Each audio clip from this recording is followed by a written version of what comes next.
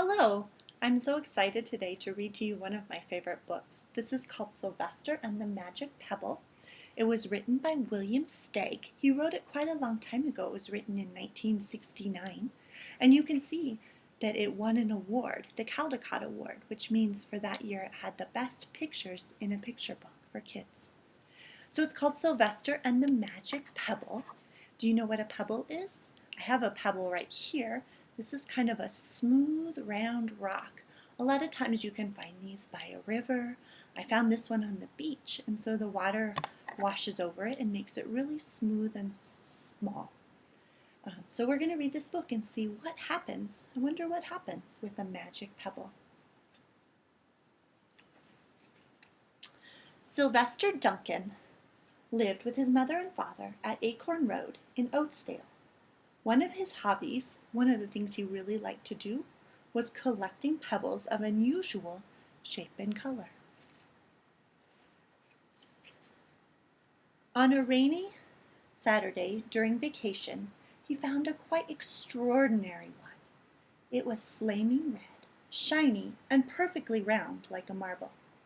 As he was studying this remarkable pebble, he began to shiver, probably from excitement, and the rain felt cold on his back. "I wish it would stop raining," he said. To his great surprise, the rain stopped. It didn't stop gradually, as rains usually do. It ceased. It stopped right away. The drops vanished on the way down. The clouds disappeared. Everything was dry, and the sun was shining as if the rain had never existed. Wonder why the rain stopped. In all his young life, Sylvester had never had a wish gratified so quickly. It struck him that the magic must be at work, and he guessed the magic must be in the remarkable-looking red pebble. And indeed it was. To make a test, he put the pebble on the ground and said, "I wish it would stop raining. I wish it would rain again." Nothing happened. But when he said the same thing holding the pebble in his foot, the sky turned black, and there was a lightning and a clap of thunder, and the rain came shooting down. "What a lucky day this is," thought Sylvester. "From now on I can have anything I want. My mother and father can have anything they want. My relatives, my friends, and anybody at all can have everything anybody wants." You found a magic pebble. What would you wish for? I don't know what I would wish for. He wished the sun shine back in the sky, and he wished a wart on his left hind fetlock, kind of like a horse's ankle, would disappear, and it did, and he started home, eager to amaze his father and mother with his magic pebble. He could hardly wait to see their faces. Maybe they wouldn't even believe him at first. I don't think my mom and dad would believe if I came home with a magic pebble. See over here? At last he was crossing Strawberry Hill, thinking of the many, many things he could wish for. He was startled to see a mean, hungry lion looking right at him from behind some tall grass. He was frightened. If he hadn't been so frightened, he could have made the lion disappear, or he could have wished himself safe at home with his father and mother. He could have wished the lion would turn into a butterfly, or a daisy, or a gnat. He could have wished many things, but he panicked and couldn't think carefully. "I wish I were a rock," he said, and he became a rock. Do you see Sylvester? The lion came bounding over, sniffed the rock 100 times, walked around and around it, and went away, confused, perplexed, puzzled, and bewildered. "I saw that little donkey as clear as day. Maybe I'm going crazy," he muttered. And there was Sylvester, a rock on Strawberry Hill, with the magic pebble lying right beside him on the ground. Do you see Sylvester and the magic pebble? And he was unable to pick it up. "Oh, how I wish I were myself again," he thought. But nothing happened. He had to be touching the pebble to make the magic work, but there was nothing he could do about it. His thoughts began to race like mad. He was scared and worried. Being helpless, he felt hopeless. He imagined all the possibilities, and eventually he realized that his own chance of becoming himself again was from someone to find the red pebble and to wish that the rock next to it would be a donkey. Someone would surely find the red pebble. It was so bright and shiny. But what on earth would make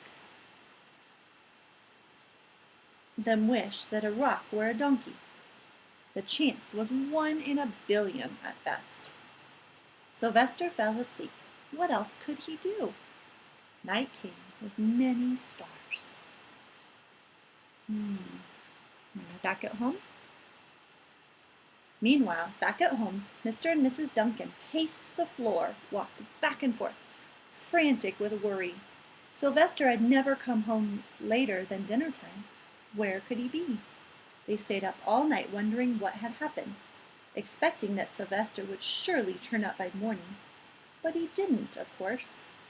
Mrs. Duncan cried a lot, and Mr. Duncan did his best to soothe her. Both longed to have their dear son with them. "I will never scold Sylvester again as long as I live," said Mrs. Duncan, "no matter what he does." At dawn, they went about inquiring of all their neighbors. What do you think they asked him? "Have you seen Sylvester? Have you seen Sylvester?" They talked to all the children, the puppies, the kittens, the colts, the piglets.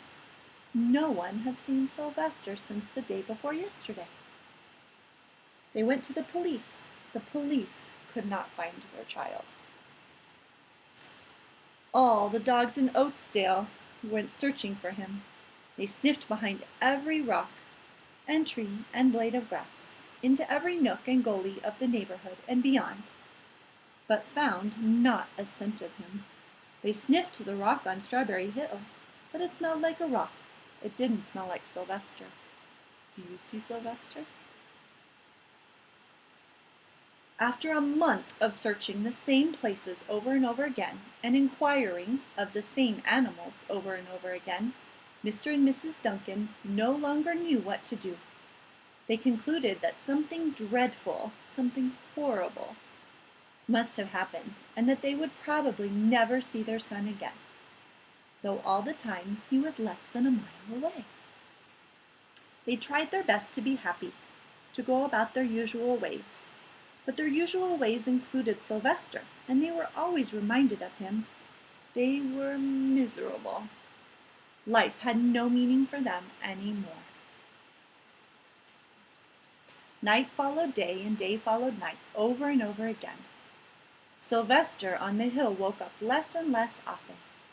When he was awake, he was only hopeless and unhappy. He felt he would be a rock forever, and he tried to get used to it. He went into an endless sleep. The days grew colder. Fall came with the leaves changing color. Then the leaves fell and the grass bent to the ground. Then it comes after fall. Winter. The winds blew this way and that. It snowed. That'd be cold in a rock, huh?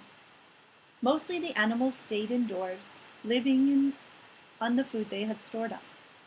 One day, a wolf, you see the wolf? Sat on the rock that was Sylvester and howled because he was hungry. Then the snows melted, the earth warmed up in the spring sun, and things budded. See the flowers budding? Leaves were on the trees again. Flowers showed their young faces. One day in May, Mr. Duncan insisted that his wife go with him on a picnic. "Let's cheer up," he said. "Let us try to live again and be happy, even though Sylvester, our angel, is no longer with us." So they went to Strawberry Hill. What are they going to find? Mrs. Duncan sat down on the rock. The warmth of his own mother sitting on him woke Sylvester up from his deep winter sleep. How he wanted to shout, "Mother, Father, it's me, Sylvester. I'm right here." But he couldn't talk. He had no voice. He was stone dumb. Mr. Duncan walked aimlessly about while Mrs. Duncan set out the picnic food on the rock. Alfalfa sandwiches, pickled oats, sassafras salad, Timothy compote. Suddenly, Mr. Duncan saw the red pebble. "What a fantastic pebble!" he exclaimed. Sylvester would have loved it for his collection. He put the pebble on the rock. They sat down to eat. Sylvester was now as wide awake as a donkey that was a rock could possibly be. Mrs. Duncan felt some mysterious excitement. "You know, Father," she said suddenly, "I have the strangest feeling that our dear Sylvester is still alive and not far away." I am," Sylvester wanted to shout, but he couldn't. If only he'd realized that the pebble resting on his back was the magic pebble. What's going to happen? "Oh, how I wish I were here with us on this lovely May day," said Mrs. Duncan. Mr. Duncan looked sadly at the ground. "Don't you wish it too, Father?" she said. He looked at her as if to say, "How can you ask such a question?" Mr. and Mrs. Duncan looked at each other with great sorrow. "I wish I were myself again. I wish I were my real self again," thought Sylvester. And in less than an instant, he was. You can imagine the scene that followed. The embraces, the kisses, the questions, the answers, the loving looks, and the fond exclamations. When they had eventually calmed down a bit and had gone home, Mr. Duncan put the magic pebble in an iron safe. Someday they might want to use it, but for now, what more could they wish for? They all had all that they wanted. The end.